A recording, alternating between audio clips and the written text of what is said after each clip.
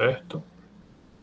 Nesse 3.37, eu tenho o seguinte: um aquecedor elétrico delgado é enrolado ao redor da superfície externa de um longo tubo cilíndrico cuja superfície interna é mantida a uma temperatura de 5 graus Celsius. A parede do tubo possui raios interno e externo iguais a 25 e 75 milímetros, respectivamente, e uma condutividade térmica de 10 watts por metro Kelvin. A resistência térmica de contato entre aquecedor e a superfície externa do tubo por unidade de comprimento do tubo é de 0,01 metro Kelvin por watt. A superfície externa do aquecedor está exposta a um fluido com temperatura igual a menos 10 graus Celsius e com um coeficiente convectivo de 100 watts por metro quadrado Kelvin. E aí ele quer que eu determine a potência do aquecedor, por unidade de comprimento do tubo, que é necessária para eu manter T0 igual a 25 graus Celsius. A T0 provavelmente foi dada aqui no imagem. Pronto. Então, porque T0 é a temperatura externa que ele coloca. Tá? Então, basicamente, o que eu tenho é esse tubo, certo?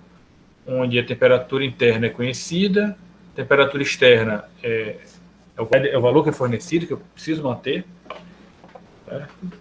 E aí eu vou ter um fluido externamente passando. E um aquecedor aqui dentro. Sim, e tem uma resistência de contato, né? Faltou falar isso. Ele vai ser um pouquinho diferente do que o que a gente já viu nos outros problemas. Tá? Vamos olhar aqui, só sintetizar os dados. Tá? R1, R2, né? RI e RE, interno e externo, TI, T0, T do ar, condutividade, coeficiente convectivo e resistência de contato. Tá? Na montagem do circuito, eu vou olhar para o que eu tenho de dados. Tá? Então, eu tenho de temperatura essas três, né? TI, T0 e T infinito. Tenho a resistência de contato e tenho características, propriedades para encontrar as resistências. Então, meu circuito, provavelmente, ele vai incluir a condução através dessa parede, né? Já que eu conheço as temperaturas, a resistência de contato e também essa convecção aqui, ó, da área externa para o ar. Então, vai ser um circuito com 3 resistências, certo? O meu aquecedor, né, ele fica aqui, ó, nessa posição, na temperatura T0, né, que é na superfície externa. Tá? E é exatamente o aquecedor que está fornecendo calor para o sistema. O calor que está envolvido ali, que está sendo trocado, ele vem do aquecedor. Tá? Então, é como se o meu aquecedor, dentro do problema, ele fosse, assim, numa análise mais ampla, ele fosse o local de geração de energia. Tá? Só que como é uma coisa tão pontual,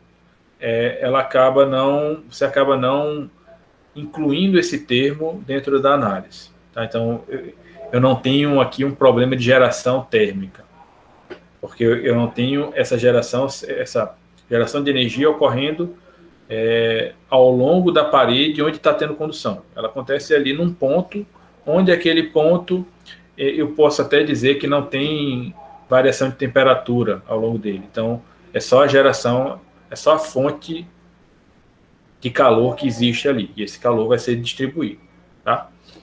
Então, o calor, quando ele é gerado aqui, pode acontecer uma série de coisas. Ele pode vir todo para esse lado, pode vir todo para esse lado que eu digo, lado esquerdo, né? Todo para esse lado direito, ou ser dividido. Tá? Se ele vier para todo esse lado direito, significa que essa diferença de temperatura entre T0 e T infinito é tal que eu vou ter um fluxo de calor da direita para a esquerda, para poder passar por esse circuito. Né? Porque esse trecho do circuito, ele não pode ficar sem ter calor passando por ele. Não vai ter essa, a não ser que tivesse isolado aqui, né? Se tivesse isolado, até poderia dizer isso. Tá? Isolado assim, 100%, né? E não ser um material isolante. E a geração estivesse acontecendo aqui, né? Mas não sendo esse o caso, o que vai acontecer é que esse calor vai se espalhar. E aí eu vou considerar, a princípio, que parte vai vir para a esquerda e parte vai vir para a direita. O que vem para a esquerda eu vou chamar de Q2', e o que vai para a direita eu vou chamar de Q1'. Certo?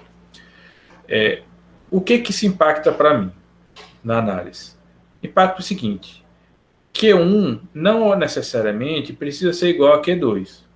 Eu posso ter divisão distinta aqui de como o calor é distribuído do aquecedor para os lados.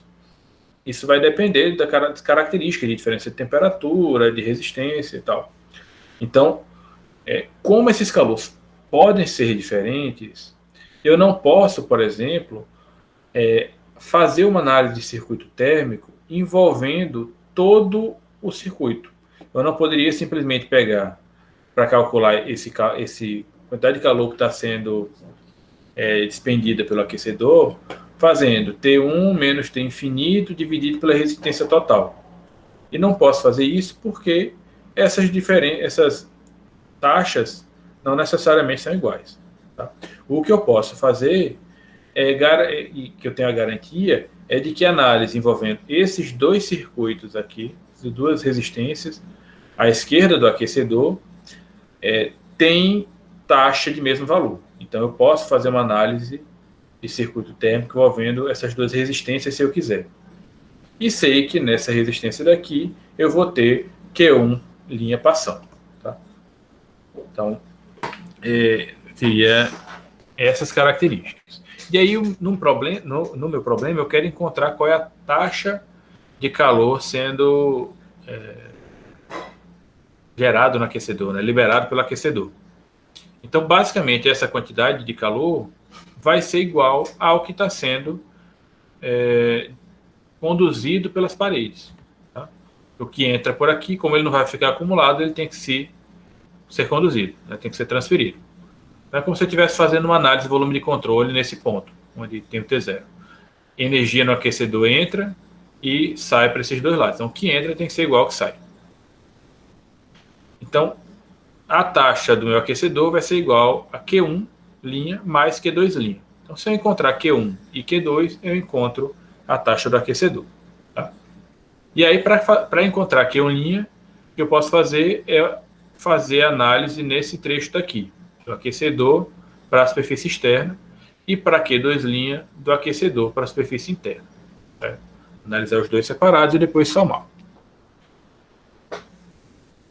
Então é uma explicação do que eu já falei. Né? A gente aqui entra que isso tem que ser igual a zero. Então, essa potência elétrica que vai ser convertida em calor, tá? Em taxa, vai ser igual a Q1 mais Q2. Ok? Então vamos lá, vamos calcular Q1. Né? Eu tenho esse trecho do circuito, então vai ser basicamente T0 menos T infinito sobre resistência de convecção. T0 eu conheço, T infinito eu conheço, e a resistência de convecção eu tenho como calcular. Tá? É 1 sobre H2πr, o raio eu conheço, e o coeficiente convectivo também foi fornecido. Então, substituindo todos esses valores, eu tenho uma taxa por unidade de comprimento de 1.649,34. 1.650, né? Arredondando. Watts para cada metro de tubulação. Para calcular Q2, mesma coisa, só que usando agora o trecho do outro lado. Né? Então vai ficar. E aí, ó, reparem que o meu aquecedor estava aqui no T0, né? E eu estou considerando que agora o fluxo de calor, né, a taxa, na verdade, ele não é da esquerda para a direita, né, que foi o adotado aqui no primeiro caso, e o que é o adotado normalmente por a gente, né, nas explicações aqui. A Q2 está da direita para a esquerda. Então, nesse caso, a diferença de temperatura vai ser T0 menos T1. Né? Primeiro ele passa em T0 para depois passar em T1. Então, T0 menos T1 dividido aí pelo somatório das resistências. Resistência térmica de contato e a resistência de condução. Então, resistência de condução, R2 sobre R1 dividido por 2π vezes K. Né? Eu tenho todos os valores, vai ser só substituição. E aí eu encontro uma taxa de 727,5 2.67 watts por metro. É um valor menor do que a primeira. E isso não dá para dizer que é óbvio, mas faz sentido se a gente pensa que para a condução eu tenho uma resistência térmica teoricamente maior, né? Porque eu tenho condução e tenho uma resistência de contato. Enquanto para a convecção, não. A convecção eu só tenho a convecção acontecendo. Né? Me explica o porquê que eu tenho essa diferença. Tá? Mas, assim, não é só pelo fato de eu ter duas resistências aqui que a minha taxa vai ser menor. Tá? Dependendo das resistências que eu tivesse, essa taxa poderia ser maior. Tá? Vamos botar que eu tenha para a convecção um coeficiente de convecção muito baixo. Então, esse meu valor de condutividade poderia ser menor. Né? Teoricamente, poderia ser menor. E aí, consequentemente, esse meu valor Q2 aumentaria. Por que eu digo que consequentemente? Porque a fonte, né, que é o meu aquecedor, é o mesmo. Então, Q1 mais Q2, né, a potência elétrica despendida continua sendo Q1 mais Q2. Então, se Q1 diminuiu, Q2 aumentaria. Né? E para calcular Q2, basta somar. Né? Então, 1.649,34 mais 727,67, o que vai dar 2.377,01 watts para cada metro.